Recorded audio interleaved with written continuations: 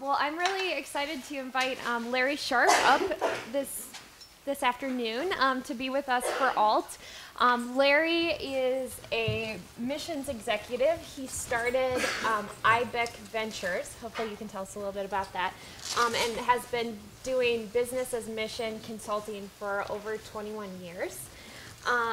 And he lived overseas, and he's just been helping businesses do business as mission. And so we're excited to have him here to explain that to us. We hear this term business as mission. Can you tell us what that means? In 30 seconds or less, right? Yes, right. Yeah, thanks, Chelsea. I came to Central Oregon 3 years ago, live in Sisters. My son has a business in the Old Mill, so I kind of connected through him to Brandon, and I've been involved with the summer intern program for the last 3 summers. So that's been fun. That's my connection to Antioch. And I also teach a course at Kilns from time to time. I see some people who endured my classes here. And anyways, what is business as mission? Let me just ask this. When I say the word business, what comes to your mind? Making money. Making money. Come on. Wall Street. Wall Street. This Wall Street or that Wall Street? Or both? Both. Both. Corporate America? Yep. Trading goods. Trading goods. Trading. Yeah, trading goods. Yep. Suit and tie. I heard somebody say that. Okay, all those are right. And so that's what we're talking about. So this is nothing fake. This is real business with real customers, with real products, with a real bottom line. Okay? Now, let me give you another word and tell me what you think about it. Missions. Work for free. Yeah. Great. Okay. Another one. Overseas. Stabilizing communities. Okay. Yep. Vandalism. Greater purpose. Yep. Okay. So now the question for you is, do those go together very easily in your mind? Think about that a minute. And where business as mission addresses God's heart for the world, that everybody should come to know him and love him and serve him. And the fact that, that a third of the world's population have never heard the name of Jesus. So that whole domain over here comes together with business, where you have countries with 40, 50, 60% unemployment, where you have massive poverty, massive injustices going on. The CEO of Gallup, Jim Clifton, in his new book, The Coming Jobs War, said the next big crisis in the world will be people rising up who have no jobs and no future and no hope. So that, if you've ever taken Business 101 or Econ 101, you know that the business is the only thing that creates value, is creating things in this world. So real business contributes to society, and missions is the heart of God. Those come together. Yeah. Does that make sense? That totally makes sense. So you kind of mentioned Take it on. here, technical malfunction. Okay. Yeah. You kind of mentioned a community that is experiencing a lot of unemployment. Tell us about the connection to communities. Like, would there be a connection to business's mission in our community? Yeah. You know, I'm a simple guy. Life is not that complex. Jesus really only left us a couple of instructions. One is to love me, okay? The other is love your neighbor. We call those the great commandment, first and second great commandment of Jesus. And then the last one is make disciples of all people. We call that the Great Commission. Okay? That's the end of my scholarly mentality. Okay? So to answer your question, in a community where there is massive unemployment, let's take the former Soviet republics. They're all in chaos today. Ukraine actually today. And they all are. What does love look like there? What does love look like? We have to answer that question. And love, from my perspective, in this subject, is that love looks like job creation. That's what American Canadian, European Christians should bring to these people. That's the great commandment of Jesus. And so that brings then communities together. It gives them hope. You know, I've been there in places like Nepal and Azerbaijan and Morocco, and you see grown men who have never been able to provide for 6 little kids come home with a paycheck. What that does to families. I mean, well, we have it here in North America, so it's not something we're not aware of. Yeah. But that creates hope, and that creates opportunity for a holistic gospel based on the great commandment of loving them. So I don't know if that was where you were going. Oh, totally, you told me you were going to surprise me with a couple questions. So. Sorry, it's surprising. No, I have some friends that say the best social service is that you could ever provide for someone is a job. And that's not only what you're talking about, but you're talking about holistically that person. Yeah, the job is kind of, that's the entry point. That's where we have a conversation. That's where, as we create that opportunity for them to understand that work was created by God. You know, some churches in America, it's hard to believe, and I'm sure it's not Antioch, but a lot of churches say work is a result of the fall. Where does that come from? Yeah. Work was created by God. It is a good thing. It is meant to build relationships and build communities and build a future. And so taking that as a starting point, at some point we can introduce them to the God of the universe. Something you just said reminds me that I want to know, as an educator working at the Kilns, you talk about building relationships. What's mentorship mean in business's mission? What's the role of mentorship in that? Yeah, without getting into technical definitions between consultants and coaches and mentors and that, just to take a more general use of the term, for me, it means coming alongside people who are trying to do a very difficult task or live a very difficult life. Yeah. And the group you introduced me with or about in the beginning is that we come alongside people who are on the ground in a very difficult country like Morocco, Yemen, Azerbaijan, Nepal, India, Indonesia, all those places where we work. We come alongside them and bring people who are mentoring them. And all of these people are Christian business men and women of wide variety. I talked to a communications perspective.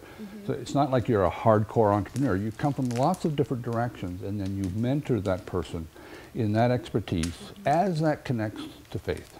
And is that what IBEC does? Yeah. Is that okay? That's amazing. Okay, well, I think you have an example for us, right? Okay, this little 4.5-minute clip will introduce you. I visited this business in China last May. I know all those people that you're going to see, and maybe it'll open up some questions or thoughts or observations. So we'll watch this little clip.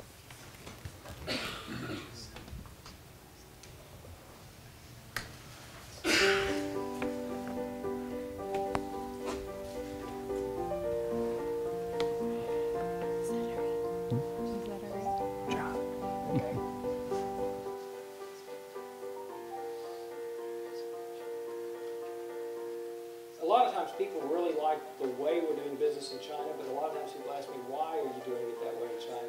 Our Christian faith is extremely important to us, but we had kind of very comfortably compartmentalized our faith. We kind of had what we did at work, and we were good, honest business people, but then our ministry was something we did outside of work. And then I got a challenge to introduce to the concept that maybe God gave us our work to use for His glory. 8 years ago, David came into the office. He had been to a conference and heard about business as missions, and he was really excited. And he said, hey, Gil, let's start a factory in China. That challenged our thinking, and so we were fortunate enough to get mentored by a man. We've been doing it in China for 26 years, named Bill Job. He helped us get our factory started and really showed us real practical ways where you can integrate your faith into the workplace. My name is Bill Job, and I work for a company called May Shop. Our story is that we came with this whole set of plans, and they all ended up being wrong. God actually changed everything. And in the end, we were seen as a company that had kingdom activity going on, which is really simply just walking with God at work.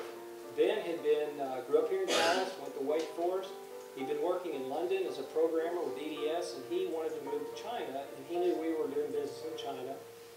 And so Ben came in, and we had lunch with Ben, and David kind of unpacked what he had heard about having a business and starting a factory for kingdom purposes. And Ben just shook his head and said, guess what? In my church in London, I heard the same message. And I want to go run that factory for you. I speak Mandarin, and I have a heart for the people in China. And so a very bold move on Ben's part, and a big leap of faith, quite frankly, is he came to work for us and moved to China in 2004 to start a leather factory. So when Ben agreed to come over to China and work on developing the company, we didn't know what was going to happen. But in the end, we found out that he, partly because he is willing, he's obedient, he's childlike, he's willing to do whatever the Lord may seem to be asking him to do, that a lot of fruit has come out of this company. So it's very encouraging to us to see that many of the things that we saw have happened here also, but many things that we never saw we're able to learn from him. There's a young lady named Cece. She's deaf-mute, and she had found finding work hard. Somebody told her about our company. She was interviewed. They hired her. She joined our team really early on. She's been with us since 2005. We're very proud of her, and we're proud of having people like Cece. My name is Matt. For the last few years, my wife Michelle and I have had the privilege of being part of the Barrington team in the community development arm. Some of the moms at Barrington, their kids don't have anything to do during the summer when they're off from school. So one of the things that we've been able to do is provide a summer day camp environment for them so they can have a great time, learn some English and computers, and have a great time with other kids. Some of the other things that we will do is just our factory director will go visit the workers in their homes and get to know their families. And we pay above market. We provide health benefits.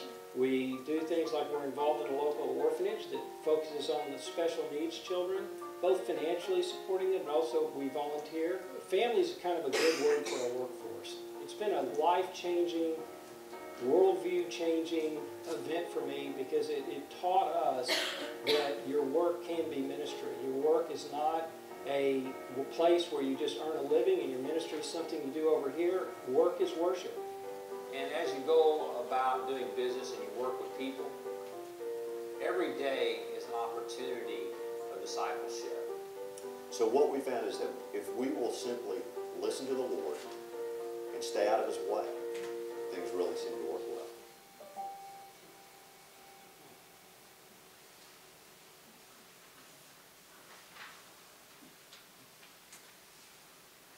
Wow, Larry, I love that video. I'm emotionally moved by that. Are you the emotional type? Yes, definitely.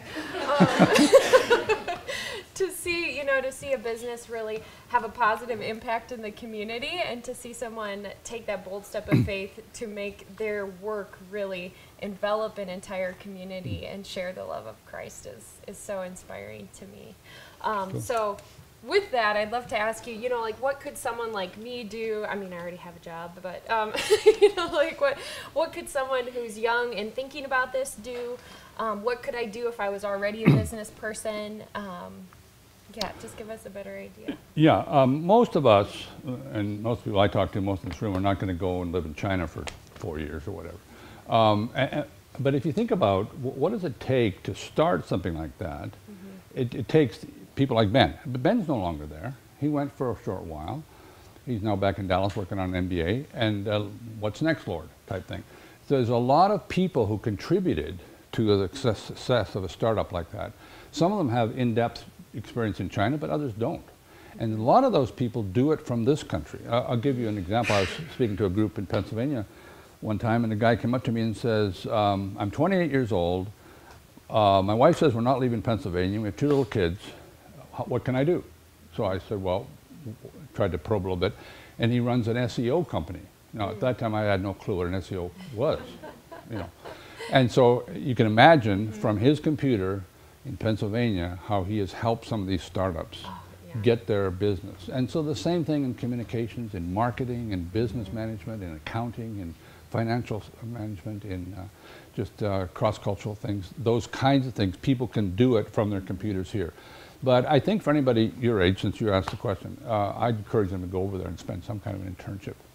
And I have other videos of interns that just came right out of college who simply went there for a few weeks and addressed a certain issue, a project, and were able to contribute greatly to that particular project. Okay. And they, have, of course, have a life-changing experience. Yeah, yeah. And, you know, I've also heard that you do some mentoring here locally in Sisters Inn in Bend. And if there was a young person that wanted to connect with you, how would they do that? That's a great question since I'm on the road so much. But I have worked with Brandon and done some things, especially with the interns in the summer. Okay. But I'd certainly be happy to connect with somebody who's resident in Bend year-round and talk about these things and see how that works. Yeah. And we'll also have to kind of arm wrestle you into teaching another course at the Kiln so that people can take your class. Well, some of the power brokers are out there. So. Yeah. Yeah. Well, Okay. I just want to open it up to Q&A. Do you guys have any questions? How are you associated with Barrington? I met Gil at a conference we both were speaking at in Atlanta, and he invited me to come to his office in Dallas. I went there and visited him in Atlanta, and he invited me to come over to Xiamen, China, where that business is. And so I was there last May. So did you kind of encourage him with this idea here before they were in China to say? No, I decided to show this one because it's so well articulated in a very short time. I have other videos of businesses that we've started from scratch.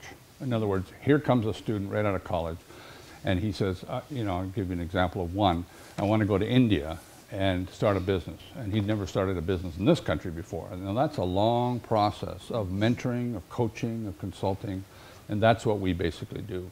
Sometimes people have started businesses here and have a lot going for them business-wise. Other times they don't.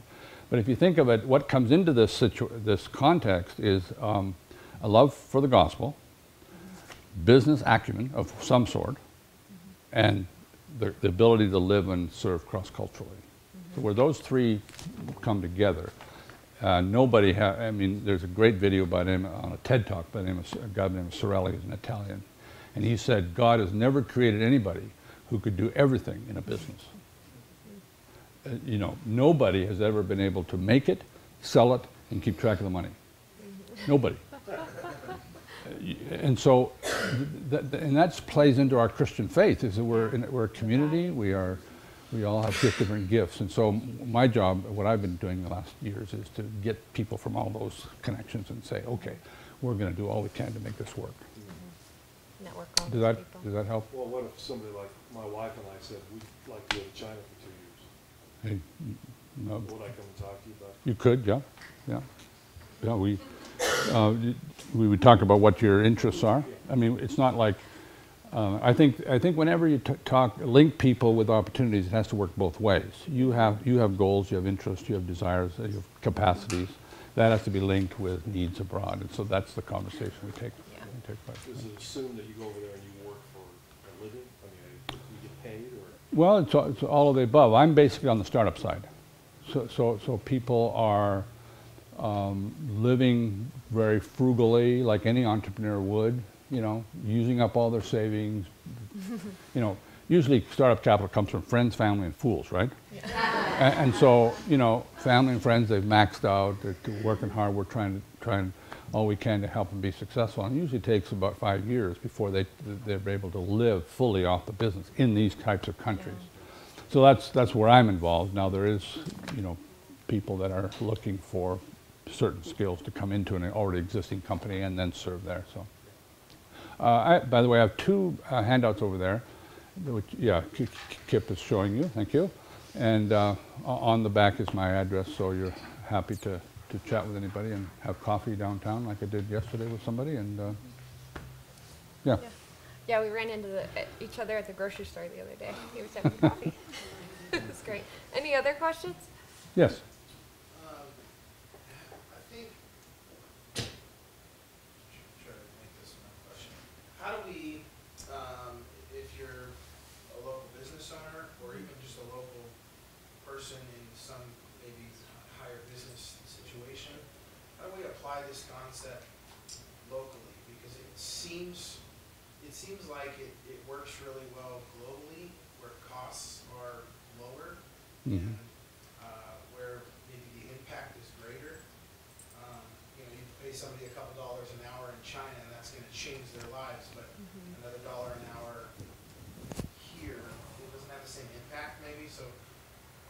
kind of a grand scale, how do we kind of do that locally? Yeah, it's a great question. Usually the word missions is, people think of cross-cultural, over there type thing. So a lot of times in this country we call business as ministry. So I think the perspective that we follow here is that God has wired us. Do you have a certain skill or profession or whatever? Well, just pick one. One of the businesses I do is satellite television industry. So Okay. So some technical communications / television, some things I don't understand. You have a skill. God has wired you that way. He's given you that interest. He's given you some background. He's given you some connections. He expects you to use that for the glory of God. Now, I can tell you, 40 years ago, when the preacher would come to your church, I don't think Antioch existed 40 years ago, but if it did, he would come and preach his heart out and say, God wants to reach the world. Will you give it all up for Jesus and be a missionary? That was the message. None of you are old enough to remember that, but that was the message all over America. The message now is the opposite. Won't you use it all for Jesus? And you don't necessarily need to go anywhere. But the important thing is to connect that skill with the Great Commission. And that's why I've got people all over this country that are on their computers today encouraging or helping or mentoring or facilitating, just pick one, a tourism business I have in India. You know, and this gal in Indiana who runs a successful tourism business, she's mentoring him. Now, she doesn't know Hindi, she doesn't know anything. That's what he knows. She knows how to make money in the tourism industry. And she can help him from a computer in Indiana. So, I probably got sidetracked. What was your question again? the question was just how do we do it locally, but I think you answered it with business as ministry and just I met with, just before I met her in Safeway down, I forget what that area is called down there, but there's a Starbucks down there, and I met with a guy who runs a business here. It's at a law firm. He's got 4 attorneys and a bunch of admin people, and he wants to get connected. So, you know, one of my first questions is, does everybody in your company, do you live like Jesus? And does everybody know that? But if the answer is, well, not sure, blah, blah, blah, okay, well, that's where we have to start. Yeah. So that's simple. You know, you mentioned that your son owns a business here in the Old Mill District. Tell us how he lives that out in his business. That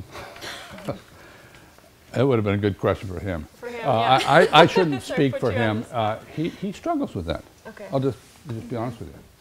He struggles with that. So it's not. I'm not saying this is something bang up easy. Because we have non-Christian employees, and we do business in the world, and yeah, I know businesses that would have more of an upfront approach to their faith, and he's much more low-key. Yeah. And so I guess certain conversations that he would direct in staff meetings, that would be one way. Yeah. That's great. That's great. But somebody commented about it maybe easier overseas. It's true. You know, we helped a company, a Californian architect, buy a boat building company in Indonesia. And so we did all the due diligence on buying the company, because we believe every business should have a business plan and a ministry plan. So we got to the ministry plan. How are you going to be Jesus there? Okay, so he had to list down and then operationalize those ideas for how he would be Jesus. Wow. So you know, just to give you an example, he put on the door. This is a Muslim country. Put on the door of the office a proverb from the book of Proverbs. Our book of Proverbs, but no reference. It didn't say the Bible or anything else. And so people would see this proverb, and they'd be talking at coffee break. You know, what was that you saw in the coffee? And they'd be, that sounded pretty good. And you know, people talking, where did that come from? Nobody knew, because they're all Muslims. Yeah. So they go to him, and he would say, well, it comes from my holy book. Oh, you have a different holy book than me? And the conversation begins. And that's just one example of tons of ways you can enter a conversation. So. Yeah, that's great. Any more questions? It's a bit of a social fad right now to start nonprofits. The startups that you do, are those nonprofits or profit, and what wake up? I only work, and we only start for profit. And there's several reasons for that. Not that I don't believe in not-for-profit. Social entrepreneurship is a big deal. I believe in it. It's great. But I can tell you this, worldwide, the not-for-profits, the NGOs are on the hit list. They're kicking them out. I mean, my youngest daughter works for World Vision, okay? She had 800 employees that worked for her after Banda Aceh's earthquake, and they tried to get them out as early as possible. These countries don't want our help. But I can tell you, if you go in there and start a business, hire people, and create value in the community, they'll tolerate you being a Christian because you are creating long-term sustainability. Now, here again, I'm not opposed to not-for-profits, and also, you know, there's definitions. It's an IRS designation for one thing, but you know, not-for-profits that make a profit, and the profit is usually plowed back in rather than go to the shareholders. That's another concept, but that's another way overseas that works quite well. But here again, it's on the hit list because they wonder, well, do you have another agenda here? Why are you here? You know, start digging around, wondering if you have some other hidden agenda. So, the whole world respects a job. The whole world understands money, and the whole world is poor. Therefore, to me, it's a no-brainer. Sorry, get carried away here. We love it. We love it. Any other questions? No? You want to wrap this up? Well, Let me can I just make one further comment? Another thing that motivates me is that 2/3 of the world's population, more than 4 billion people, live in countries where you cannot get a religious workers or missionary visa. Now, if you think about that, and you care about that, then there's only one answer: is to go there and create something or give them something that they want and need that's legitimate. Now here, it doesn't have to be business, but that's my thing, but it could be something else. You know, so some American contractor should have figured out how to build Sochi. You see, and so, you know, we haven't heard the end of that yet. And those kinds of things. So, yeah, sorry, I just wanted to conclude there. That's Thanks great. for inviting me. Yeah, thank you for, can we give him a round of applause?